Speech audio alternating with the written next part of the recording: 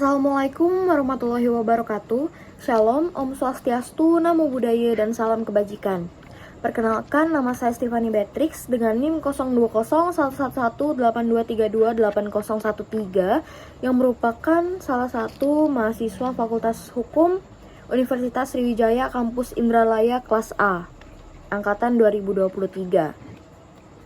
Pada kesempatan kali ini saya akan menjelaskan kembali atau mereview tentang film yang berjudul Gi atau Suhokgi yang tayang pada tahun 2005.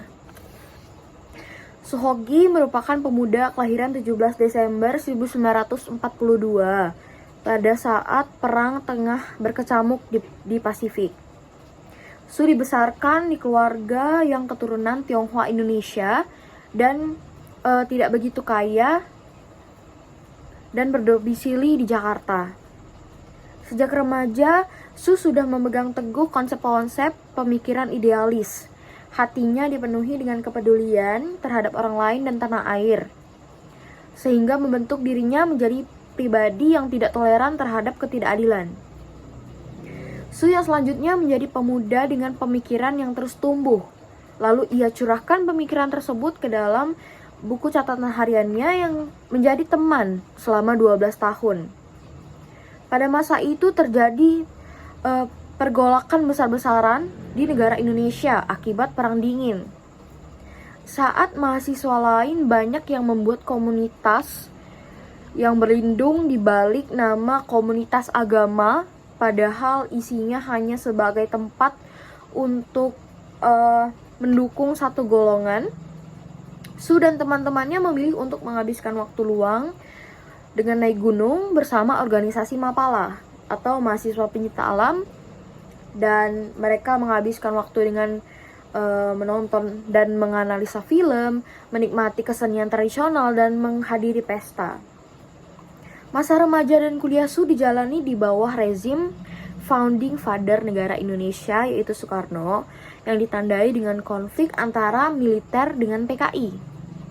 Su dan teman-temannya bersikeras bahwa mereka tidak memihak golongan manapun.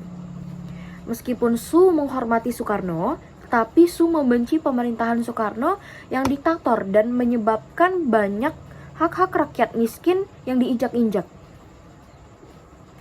Su tahu di luar sana terjadi banyak ketidakadilan, penyalahgunaan kekuasaan, dan korupsi di bawah pemerintahan Soekarno, sehingga ia dengan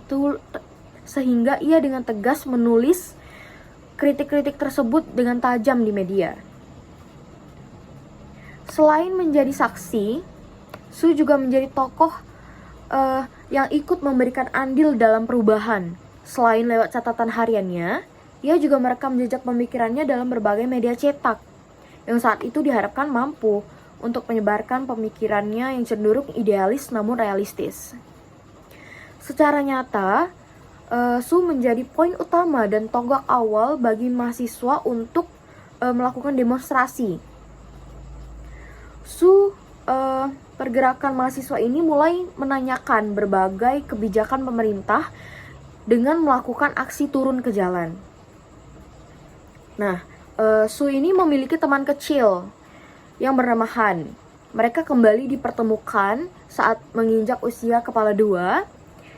Tetapi Han ini sudah tergabung dalam keanggotaan PKI atau Partai Komunis Indonesia, sehingga membuat Su panik dan membujuk Han agar ia bersembunyi dan meninggalkan segala hal yang berhubungan dengan PKI untuk pindah dan bersembunyi. Tetapi Han menolaknya karena ia masih memiliki tanggung jawab untuk mengurus tantenya pada saat itu. Hingga pada akhirnya Han ditangkap dan dibunuh oleh pemerintah karena ia terlibat dan terbukti terlibat dalam anggota PKI, dan ia dibunuh tanpa sepengetahuan Su. Tujuan Su adalah dalam demonstrasi tersebut adalah untuk menggulingkan rezim Soekarno.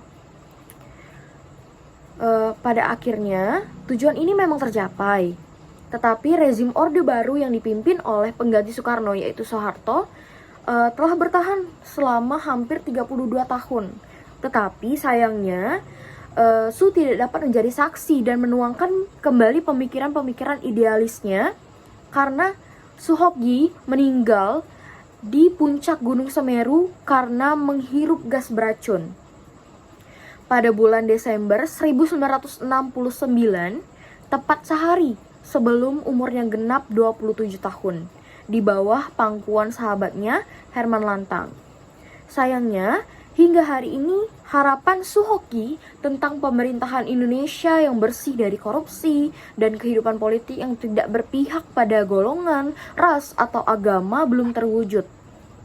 Sekian penjelasan dari saya, mohon maaf bila ada kesalahan kata. Wassalamualaikum warahmatullahi wabarakatuh. Shalom, Om Swanti Santi Om, Namo Buddhaya, dan salam kebajikan.